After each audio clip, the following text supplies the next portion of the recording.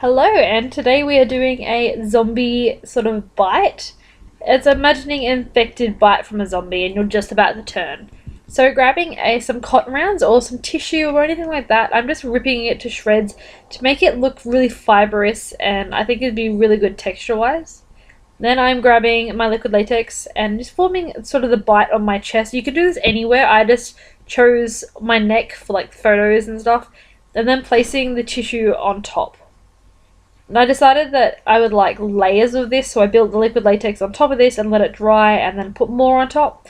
I thought little balls in between would sort of indicate where the bite and the teeth marks were, so we wanted lots of texture.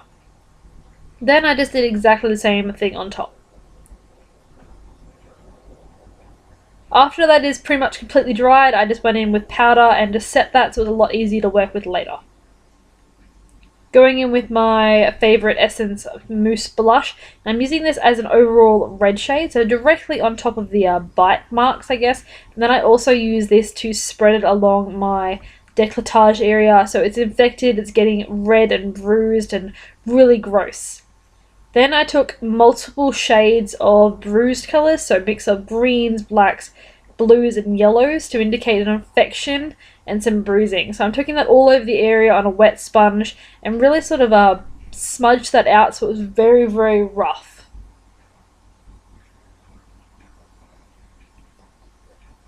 Taking some red, I just deepened up that bite wound so it really stood out now. Then taking some black to intensify that even more. Of course, going with that yellow to inform that it's really pussy and gross. Going back into the bite wound with some blue and purple liquid lipstick, and then I smudged that out with my finger so it was like really rough. Of course, a zombie bite needs some veins, and by the way, doing this to yourself tickles so much. I was laughing the entire time. After you've just drawn those on with your pencil, I also took some black and some blue sort of veins on a paintbrush and did the same thing, and then I took my fingers, which are warm, so to sort of buff out the product without having too much work. I did use a sponge, but I found that my fingers worked best for the effect that I wanted.